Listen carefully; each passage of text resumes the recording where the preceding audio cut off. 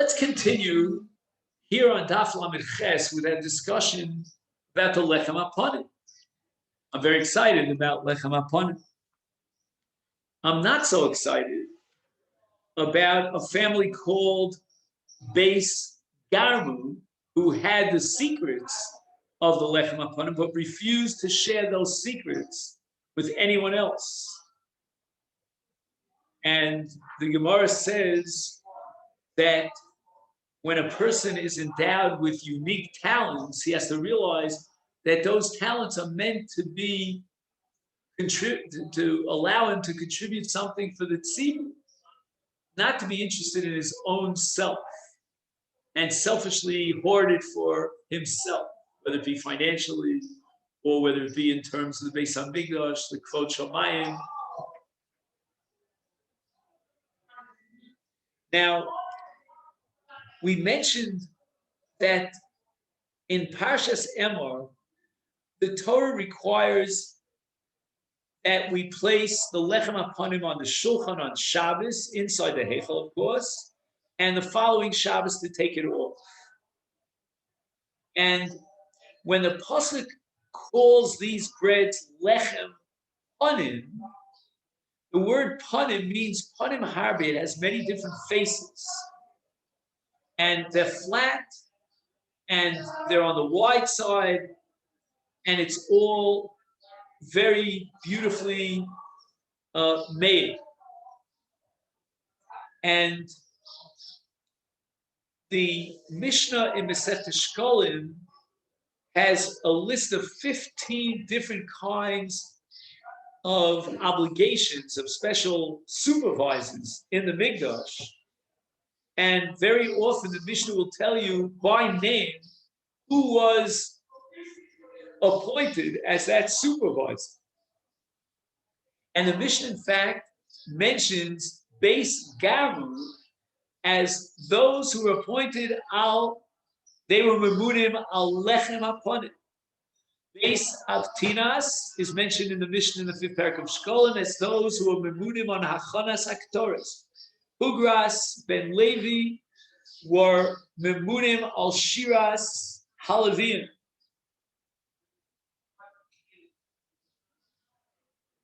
And these names appear again here in the in the Mishnah that we are studying here on Daf Lamed Ches in Masechet Yoma.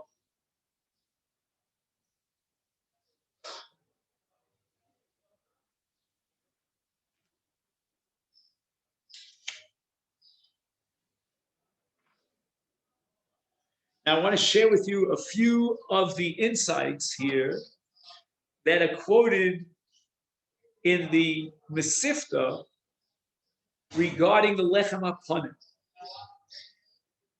First of all, he gives a general comment here based on a Gemara that we didn't get to on Lamed Chesam and Beis, that the reason why these families are taken to task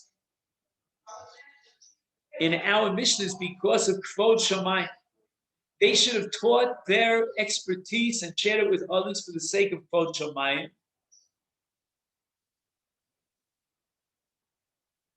And they should have realized that by not sharing their unique umnios, respective in all cases, they are being memayit Kvod HaMikdash. Because after their death, there will be no one to carry the baton forward who knows how to do this umnus. So therefore, by refusing to share their umnus, and the Chacham are going to try to get them to share it, but they consistently refuse, they are being mamayit, they are diminishing Kvod Shamayim. However, one of the Rishonim, the Rebbe Lunil, wants to go a step further. Not only will the next generation be stuck because they don't have this knowledge, and therefore there'll be miut Kvod Shamayim, but the very fact that they, let's say Beis Garmo in the case of Lechem HaPanim, they refused to share their knowledge with others, that itself is a miut of Kvod Shamayim. Etzem siruvam lelamed acher maharei yesh b'zeh miut kvod shamayim. So could you imagine? Let's take the case of Ben Kamtzor in the next generation. Which of the Sofrim are going to know how to be Machabed Shem Shamayim by writing all four letters simultaneously? But here we have a problem. The Gemara is going to tell us very soon, very shortly, that each one of these families gave an explanation to justify why they refused to share their knowledge. And they each said because of the chash, they were worried that maybe the knowledge would get into the wrong hands and it could be used by the idol worship, by idolatry.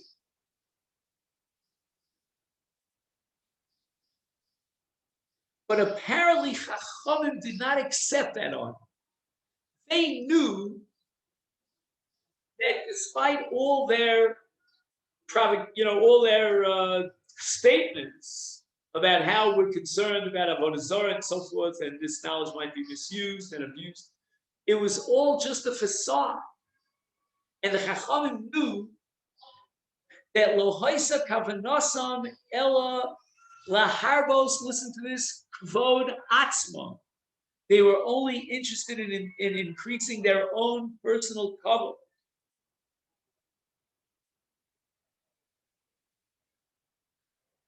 And that's why our Mishnah says V'shem Rishayim Yirakev, that we mention these people in Gnan.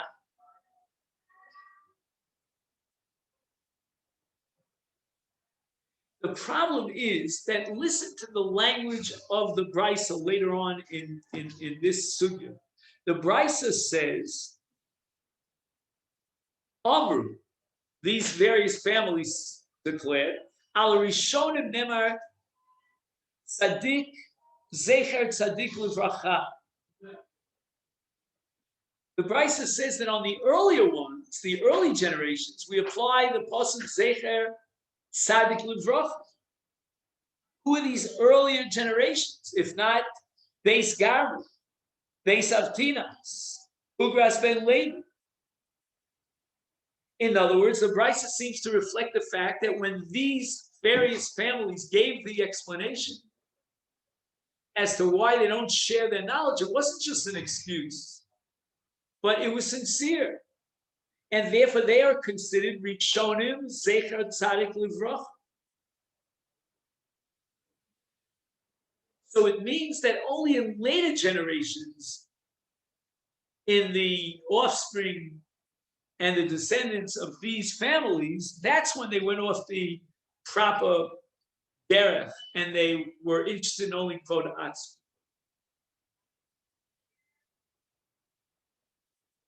However, we get to Ben Kamtzor. And with regard to Ben Kamtzor, we're going to apply the principle, the pasuk of the Shem Rishon Yirakev. Why? Because we'll see soon that he, Ben Kamtzor, couldn't come up with any explanation or any justification, any excuse to explain why he was being selfish. There was no chashash that the knowledge of holding four pens, four quills, we'll call them, right, simultaneously, would be used for idolatry. I mean, where's the idol worship in holding on to? If you have certain lechem that you want to give to the, to the idols, or as that you want to burn the incense in front of the idols, that I understand. But the expertise of holding four pens at the same time, writing four letters.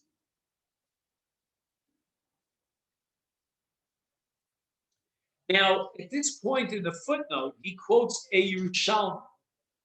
And this Yerushalmi is in Shkolim. Shkolim is Yerushalmi.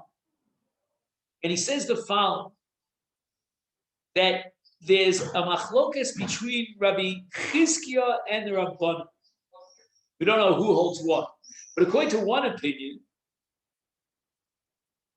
we're going to interpret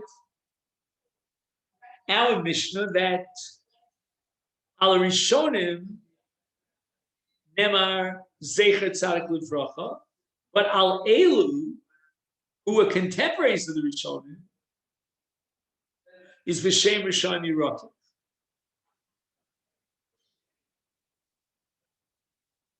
So it means that none of the above are mentioned as Litova, L'shvach. They're all mentioned L'gnai. However, there's another opinion that mitchila hayu chacham maskirim gnai, but although initially the chacham thought to criticize them and berate them, but nevertheless, kasher shamu es tshuvasam, according to one opinion, Yerushalmi, when they defended themselves, kiblu es divreihem, the chachamim accepted their justification and assumed it to be true. Not the way we learned it in the Bavli, that the chacham knew that it was just all a facade, and they were really interested just in self-aggrandizement. But when the Chachamim, according to Yerushalmi, one opinion Yerushalmi, heard the justification and accepted it, then they quoted the pasuk Zecher Tzadik Livracha. And when it says Al Rishonim, it means these great individuals, these experts, because they did have Kavanah L'Shem Shem. So that's the approach of the Yerushalmi.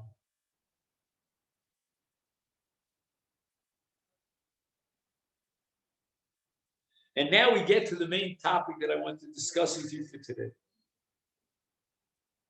And that is the Isur of Lashon Hara. How could it be? The Torah prohibits speaking b'gnai shel kol adam. Even if you're saying truth, you're not allowed to say something derogatory. How could it be that the Chachamim mentioned these people in gnai, singling them out by name?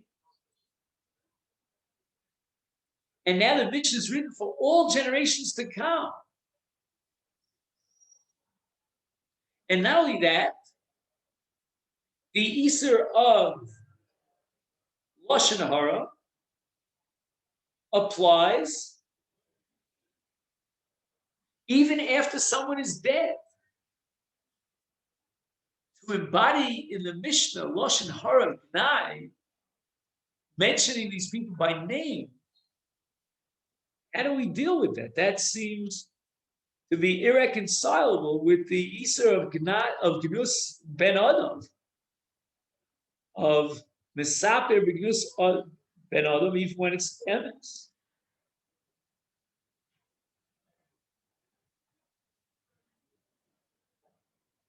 However, there is one category of individuals where we're allowed to talk Lashon Hara about. These are Ovrei Avera Shebein Adam L'Makom, Kasher Darkam Lavar Al Avera. Two categories. There's no Lashon Hara about an Over Avera who is Darko Li'Shomer B'derech Klal. If he's someone who sins, but on occasion, as a general rule, he is observant, he is meticulous, then we're not allowed to talk Lashon Hara. And if he did something wrong, we assume he didn't do it b'kavana, maybe he didn't know it was asur, or maybe the Yetzer Hara got the best. But Misha Eino Yoreas Hashem, the Halichaso B'derech Hara Hit Midit, Kegona Over B'mezid, Ubi Ofen Kavua, Al Avera, if it's an Avera She'inyana Yadua Lakol. So follow the conditions. Number one, he violates this Avera B'mezid. Number two, he does it Bi Ofen Kavua. And number three, everybody knows about this Avera. He cannot claim ignorance. In such a case, Harehu Rasha, and now we'll go through two stages. Stage number one, Mutar Lisaper Bignuso. There's no Isur Lashon Hara. Bein Befana, Bein Shalom Befana. Again, the Chafetz Chaim has a bunch of conditions. But anyway, that's the main thrust of the halacha.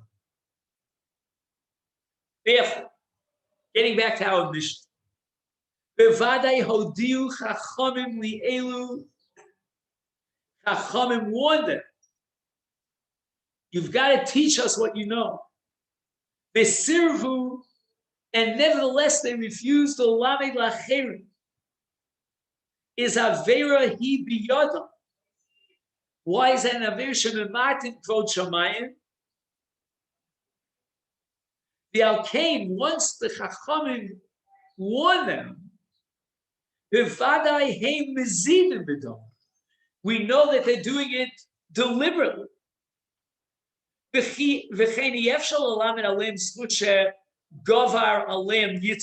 not going to say, well, the power of the Yetzer overwhelmed them. You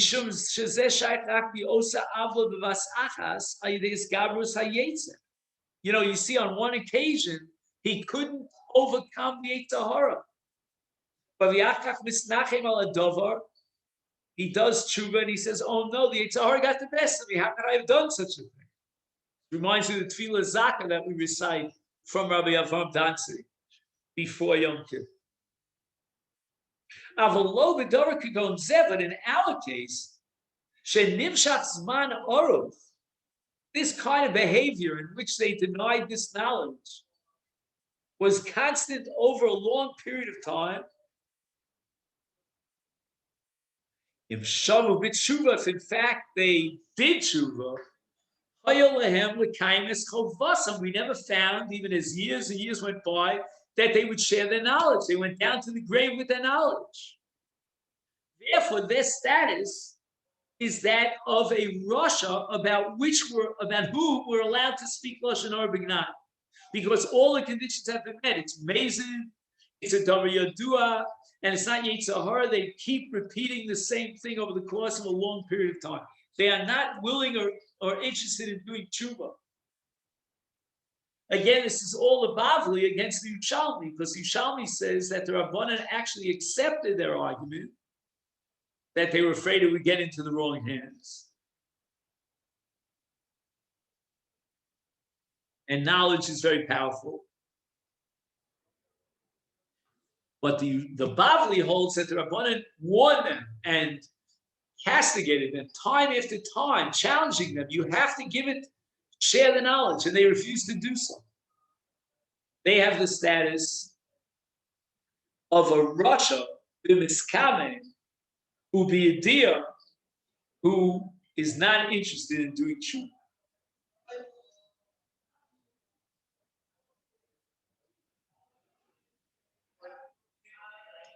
Now, I want to quote to you a psak from one of the Achronim. I'm not familiar with the name, but I just want to quote it to you because I find it, if I read this correctly, to be so revolutionary that I'm afraid to share it with you. But he writes the following. He says, Mikan, from this sugya, we should derive the following conclusion. Halacha l'maisa. Now, I'm not asking halacha l'maisa. Sha'af kasher yesh li over avera maslo. We know that these people gave an excuse as to why they're doing what they're doing, why they're refusing to share their knowledge. Im tshuvaso he dover amosul lev. He says that the answer, the defense, or the justification that they're offering is something that we cannot know objectively whether they're telling the truth or not, whether they really genuinely feel this way, or it's a facade. It's a davar masul lev. We don't know what's in a person's heart. They're giving a logical argument. Maybe that's why they don't want to share it, or it's just a bluff. Masulali. Even sha'anu mevinim. I don't know what he means by mevinim. She'einena amitis, that they are not being honest about it. They're not genuine. That this is just an amasl, it's just an excuse that they're giving. Ein anu tzrichim la'amina. We don't have to believe that. Umutul esaper b'gnusa. Wow. Again, the explanation that they gave, right, the Bnei Garvu and the Beis Havtinus, was a plausible explanation. But were they honest or not? I mean, what's in their heart? We can't know. So now you're going to be matil l'saper gnusa. Why? Because we know that they weren't serious. It's muscle alev, but we know they're not serious. I don't know. I feel very uncomfortable about this. What do you mean we have a right not to believe them? Well, why don't you trust the person? Every person is innocent until proven guilty. If it's muscle alev, I don't know what they're thinking. I don't know what their true, genuine motivation is. Are they lying through their teeth? Is this just a bunch of hogwash? Or maybe they are sincere. But anu mevinim, somehow we have, I don't know, call it intuition or circumstantial evidence. We warn them over and over again, blah, blah, blah. And we suspect that they're lying. We're allowed to be mesaper b'gnusa.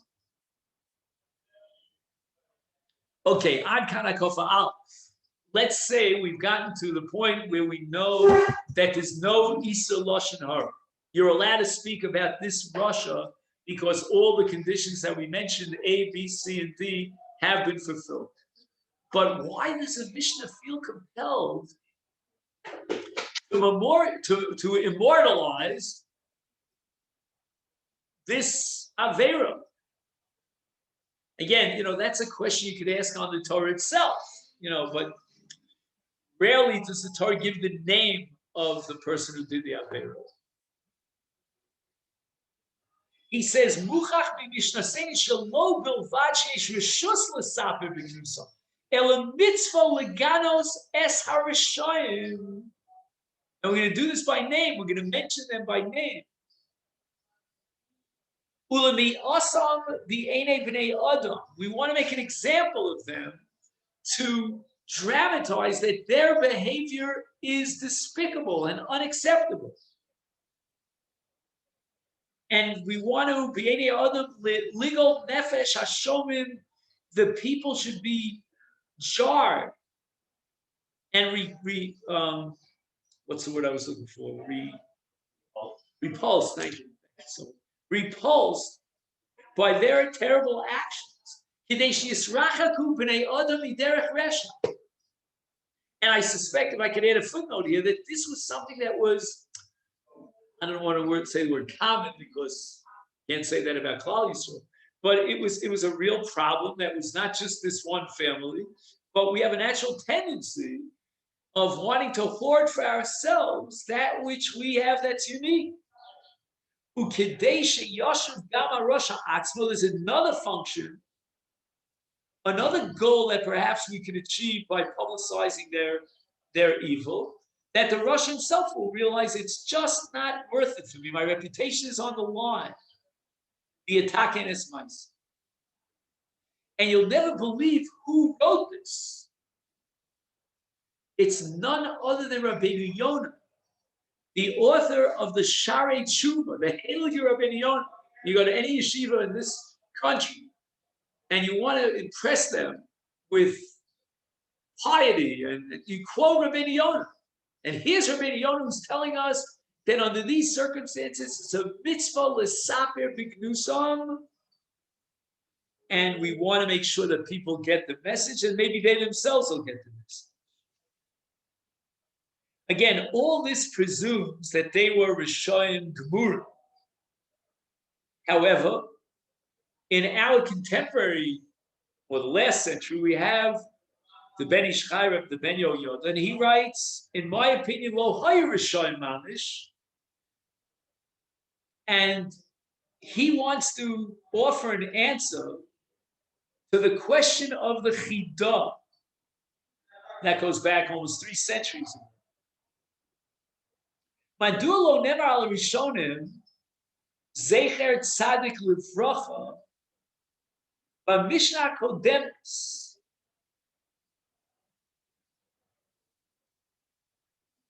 Let's see.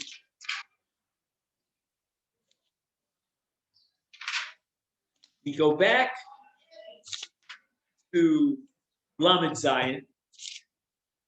And what do we have here on Lamed Zion? It says, second, that Mudbaz created the Yodos Lekelim. Eleni created the Nivreshes al Pesach Lahechal, and a Tavla Shel Zov, the Parshas Sota and Nicanor Nasu Nisim. And the Mishnah ends with 4 words. V'hoyu maskirin osan l'shvach. These were all good guys, and they made major dramatic contributions to the Mikdash. I don't understand. Why doesn't the Mishnah quote the pasuk Zecher Tzadik Livracha?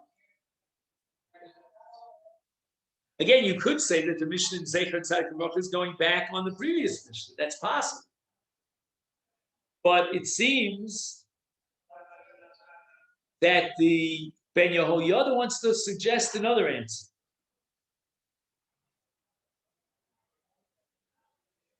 He says, Hamuskarim kan lignai b'emes lo hayu rishoyim b'etzem shelo avru lo al isa Torah v'lo al isa d'Rabbanan ela shelo haisa ruach hachamim nocha b'masei u'mashe nikroim rishoyim u'rak b'yachas l'tzadikim shekenegdo elu shehuzkru b'mishnah kodemes l'shvach v'lachein lo omra mishnah b'stam shaleim nemar Shem Rishonim Yirkov, Ela Amra Sha'al Rishonim Nemar Zecher Tzadik Livracha, Uklape Rishonim Sha'al Yu Tzadikim B'Yoser Nemar Al Elu B'Shem Rishonim Yirkov.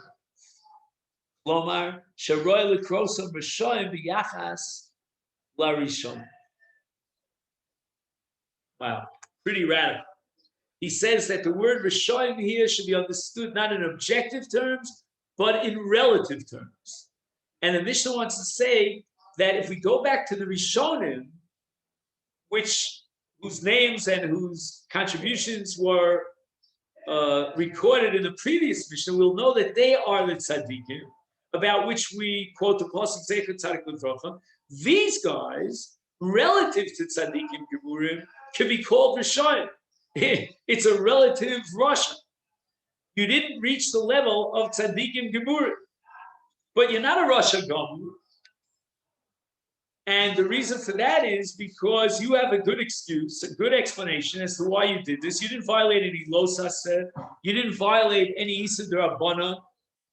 The Chachamim were not happy with it. Why didn't you share your knowledge? You had an opportunity to be Motzi Krod Shamayim, and you refused to do so. We're going to give you a very bad rap over here, a bad reputation. But Chas v'Shalom, you're not Rishonim. So it comes out that this whole kasha that we asked about how can we speak begnus people? I mean, these are Jews, and we're violating the Easter of Lashon Hara. So we have 2 extreme approaches. One answer is that no, it's a mitzvah because these are Rishonim geburim, and we have to make an example out of them. People should realize what we're going to do and what we're going to say about these people. The other approach is no, they gave an excuse. They justified their actions. They didn't violate neither a Los Aseh D'Oraisa and certainly not even a Los Aseh D'Rabbanan. Ela what? Ein ruach hachamim nochem memenu. Okay, we won't give them shishi. They're not tzaddikim geburim. But we're not talking begnusa. We're only saying that relative to those who are mentioned in the previous Mishnah, who donated X, Y, and Z, these are Rishonim. They didn't reach the level of tzaddikim. So that's the Ben Yoda. Again, changes the whole pshat in our suit. Tomorrow, Bli Neder, we'll talk about the Lechem Aponim and get a little bit more involved in the details about what it looked like. I'm hoping that, maybe Don. Again, I have no clue if Don can hear me. I'm here. Oh, Baruch Hashem, he hears me. So Don, I'm going to sort of ask you for a job, if you can do a job, only because I think you're very good at this. If you can't, you can't, obviously. But if you can find me a very good picture, and maybe you could send it to me in a way that I could share it with everyone, maybe online or something, of the Lechem Aponim. But again, not from a child's book, a picture of the Lechem Aponim coming out of the oven, but a Lamdisha piece, where they show you the dimensions of the Lechem Aponim. I'm going to look myself and see if I can find it. I'll see what I can do. All right. Everyone should have a wonderful day. Thank you so much.